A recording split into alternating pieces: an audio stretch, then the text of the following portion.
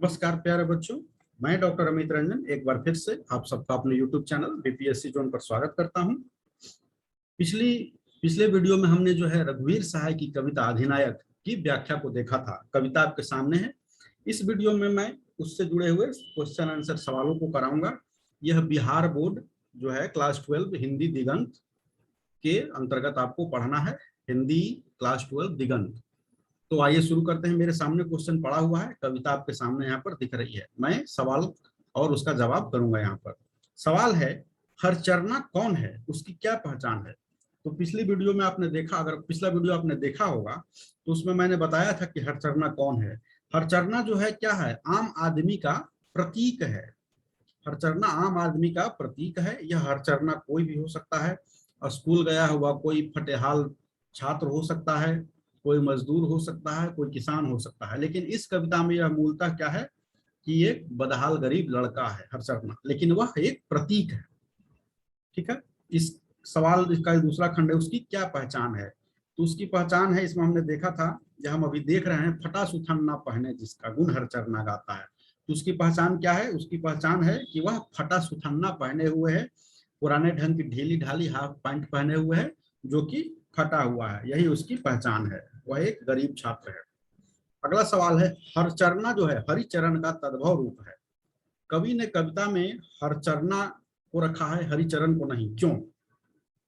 बहुत अच्छा सवाल है। कवि ने कविता में हरचरना को रखा है, हरिचरण को नहीं। हरिचरण क्या है, हरिचरण जो है तत्सम है, उसी का बिगड़ा हुआ रूप है तद्भव, तत्रभव। हरिचरण को वह रखता तो कविता में जो भाव हैं वह नहीं आ पाते। जो लोक की संस्कृति है, यह पूर्णतः क्या है, लोक बनाम जो है, लोक यानी आम आदमी बनाम जो है राजसी आदमी, सत्ताधारी आदमी के द्वंद्व की कविता है। वही सत्ताधारी की भाषा क्या होती है, तत्समनिष्ठ संस्कृत। आप पहले से भी देखिएगा। वही आम आदमी क्या बोलता है, देशज भाषा का प्रयोग करता है, तद्भव शब्दों का प्रयोग करता है। तो हरिचरणा, हरिचरण के स्थान, अगर हरचरना के स्थान पर हरिचरण शब्द का प्रयोग किया जाता तो कविता में वह प्रभाव उत्पन्न नहीं हो पाता, वे भाव सही ढंग से नहीं आ पाते जो कवि हमारे सामने रखना चाहता है। जो लोक की संस्कृति है उसकी पूर्ण अभिव्यक्ति नहीं हो पाती। लोक की संस्कृति हम लोग जो है क्या किस में होती है, ठेठ तद्भव शब्दों में या देशज शब्दों में। इसीलिए जो है कवि ने हरचरना शब्द रखा है हरिचरण के स्थान पर। अगला सवाल है, अधिनायक कौन है, उसकी क्या पहचान है। प्रश्न कर रहा है कवि, यहाँ पर कविता में ही देख रहे होंगे आप कि राष्ट्रगीत में भला कौन हुआ, भारत भाग्य विधाता है, फटा सुथन्ना पहने जिसके गुण हरचरना गाता है। सवाल है कि अधिनायक कौन है। तो वर्तमान समय में भारत जो है लोकतंत्र हो गया है, तो वर्तमान समय का अधिनायक कौन है, तो वह सत्तारूढ़ दल जो है, सत्तारूढ़ दल के लोग हैं। वर्तमान समय में अधिनायक जो है सत्तारूढ़ दल के नेता हैं, या तमाम तरह के जो हमारे नेता हैं वही वर्तमान समय के अधिनायक है। और अगला इसी का अगला है कि उसकी क्या पहचान है। तो उसकी पहचान को देखिए, पूरे विस्तार से यहाँ पर दिया हुआ, मखमल टमटम बल्लम तुरही, पूरा यहाँ से यहाँ तक। तो उसकी पहचान यह है कि वह ठाट बाट के साथ रहता है, मखमल के वस्त्रों को वो पहनता है, यानी महंगे से महंगे वस्त्र पहनता है। वह टमटम की सवारी करता है और पूरे भड़कीले वस्त्रों के साथ रहता है, पूरे ताम झाम के साथ रहता है। और क्या है कि वो पगड़ी धारण किए हुए है, उसके सर पर छत्र होता है, और वो अब इतना काहिल कामचोर है कि वह खुद से अपना पंखा तक नहीं झेलता, वह पंखा भी दूसरों से झिलवाता है। ठीक है। और सबसे बड़ी बात है कि उसकी पहचान यह है कि वह आम जनता से अपना गुणगान करवाता है, यद्यपि कि आम जनता के मन में उसके प्रति वास्तव में प्रेम अथवा इज्जत नहीं होती है। यही उसकी पहचान है। अगला सवाल है, जय जय कराना का क्या अर्थ है। जय जय कराना आप लोग देखते होंगे कि एक कोई नेता है, टटपुंजिये छोट भैया कोई भी नेता है, वो 10 आदमी को 100 आदमी को इकट्ठा करवा के अपनी जय जयकार करवाते हैं। तो जय जय कराना का अर्थ क्या है कि कवि के अनुसार जो है आज के जनप्रतिनिधि हैं वो क्या बन गए हैं, अधिनायक बन गए हैं। ठीक है। और वे ही जो है समय समय पर लोगों को जुटाकर जय जय करवाते हैं।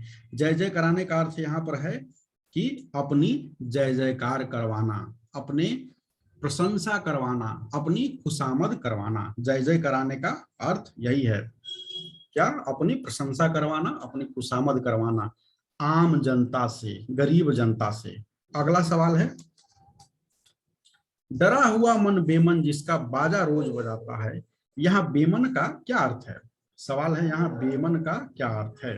बेमन मतलब मन से नहीं, तो इसका अर्थ यही है कि बिना मन से, यानी कि डरा हुआ मन बेमन जिसका बाजा रोज बजाता है। यहाँ बेमन का अर्थ है कि जनता जो जय जयकार कर रही है वह अपने मन से नहीं कर रही है, वह अपनी खुशी से नहीं कर रही है, वह जो है डर के मारे कर रही है। बेमन का अर्थ वही हुआ, बिना मन के या बिना रुचि के वह जय जयकार कर रही है। अगला सवाल है, हरचरना जो है अधिनायक के गुण क्यों गाता है? उसके डर का कारण क्या है? हरचरना जो है अधिनायक के गुण क्यों गाता है? दो कारणों से गाता है। पहला तो एक यह परंपरा सी हो चली है, और हरचरना को भी पता नहीं है कि वह जो कर रहा है वह क्या कर रहा है। वह हरचरना जो है वह गुण गा रहा है, तो क्यों गा रहा है? ठीक है, वह बस परंपरा का निर्वहन किया जा रहा है। उसने देखा है कि उसके बाप दादा भी यही करते आ रहे हैं। आम जनता, हरचरना किसका प्रतीक है? एक फटा कपड़ा पहने हुए गरीब व्यक्ति, गरीब छात्र का है, लेकिन यह कोई भी आम व्यक्ति हो सकता है। तो हरचरना अधिनायक के गुण क्यों गाता है? क्योंकि पहला, क्योंकि उसको पता ही नहीं है कि वह गुण गा रहा है।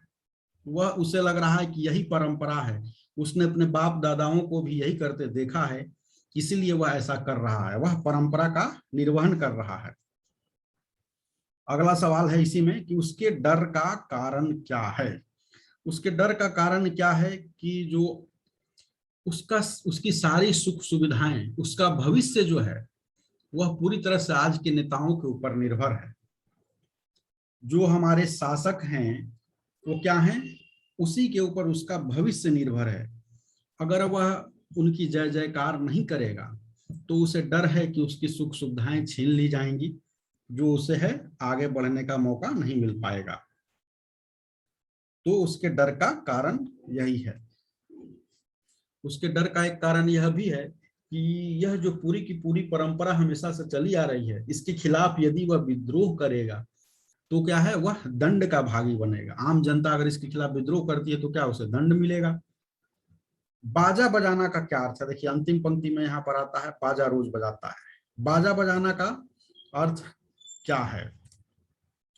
तो रघुवीर सहाय ने अधिनायक कविता में क्या किया है कि बाजा बजाना शब्द का प्रयोग किया है। दृश्य बिंब सा उत्पन्न होता है। बाजा बजाना का अर्थ क्या है? यहाँ पर यह हुआ कि, एक मिनट, बाजा बजाना का अर्थ हुआ कि आम जनता जो गरीब एवं लाचार है, ठीक है, वो राजनेताओं के भय से क्या कर रही है? बेमन से उनका गुणगान कर रही है। बाजा बजाना मतलब कि उनकी जय जयकार करना। बाजा बजाना का अर्थ हुआ उन नेताओं की जय जयकार करना, आम जनता के द्वारा नेताओं की जय जयकार करना, यही बाजा बजाने का अर्थ है। और चूंकि बाजा बजाना शब्द इसलिए उसने लिखा है कि जिस प्रकार से आप एक बटन ऑन कर देते हैं और बाजा बजने लगता है, भोंपू बजने लगता है, उसी प्रकार से आज का व्यक्ति हो चुका है। वह जो है गुणगान कर तो रहा है अपने नेताओं की, लेकिन वह मन से उनका गुणगान नहीं कर रहा है, बेमन से कर रहा है, भय से कर रहा है, लाचारी से कर रहा है, गरीबी से परेशान होकर कर रहा है। तो बाजा बजाना का अर्थ है झूठी प्रशंसा, झूठी जय जयकारी करना। अगला है, कौन कौन है वह जनगण मन अधिनायक वह महाबली? कवि यहाँ किसकी पहचान कराना चाहता है? कौन कौन है? कौन कौन है वह जनगण मन अधिनायक वह महाबली? कवि यहाँ किसकी पहचान कराना चाहता है? तो सीधी सी बात है, कवि जो यहाँ पर है सत्ताधारी वर्ग के नेताओं की, जो जनता के प्रतिनिधि कहलाते हैं और वर्तमान समय में जो है वो राजसी ठाठ बाट से जो जी रहे हैं, उसकी पहचान कराना चाह रहा है। इन पंक्तियों के माध्यम से किसकी पहचान कराना चाह रहा है? तो मूलतः सत्ता के जो नेता हैं, सत्ता पक्ष के जो नेता हैं, जो हमारे जनप्रतिनिधि हैं और जिनका काम था जनता की सेवा करना, लेकिन वो सेवा के बदले क्या कर रहे हैं? ये मेवा ले रहे हैं। कवि जो है इसके माध्यम से उन्हीं की पहचान कराना चाह रहा है। अगला सवाल है कौन कौन में पुनरुक्ति है। कवि ने यह प्रयोग किस लिए किया है। कवि ने यह प्रयोग जो है किस लिए किया है। कौन के बजाय इसमें एक शब्द कौन कर सकता था, यानी वह कौन है जो पूरा यह नौटंकी कर रहा है, लेकिन यहाँ है कौन कौन, यानी बहुवचन में है। इस कवि ने कौन कौन शब्द का प्रयोग जो है जानबूझ कर किया है, वह यह दिखलाना चाहता है। कवि ने यह प्रयोग इसलिए किया है क्योंकि वह यह दिखलाना चाहता है कि यह जो है आम जनता से अपनी जयकार करवाने वाले और जनता की सेवा करने के बजाय जो है राजसी ताम झाम से रहने वाले लोग जो हैं, वह कोई एक व्यक्ति नहीं है, कोई एक नेता नहीं है, बल्कि ऐसे लोगों की संख्या जो है सैकड़ों में है। आज जो है देश में अधिनायकों की संख्या, आज देश में ऐसे लोगों की संख्या, ऐसे नेताओं की संख्या जिनका काम तो जनता की सेवा करना था, लेकिन जनता की सेवा करने के बजाय वो उनसे जय जयकार करवाते हैं, उनकी संख्या कोई एक नहीं है बल्कि सैकड़ों में है, एक से अधिक है। यही दिखाने के लिए कवि ने क्या किया है कि कौन कौन शब्द का प्रयोग किया है। ठीक है, अगला सवाल है कविता का भावार्थ अपने शब्दों में लिखें। तो पिछले वीडियो में मैंने पूरा का पूरा जो है कविता की पूरी व्याख्या करवा दी है, तो उसको आप देख लीजिएगा, उसका मैं डिस्क्रिप्शन में लिंक भी दे दूंगा।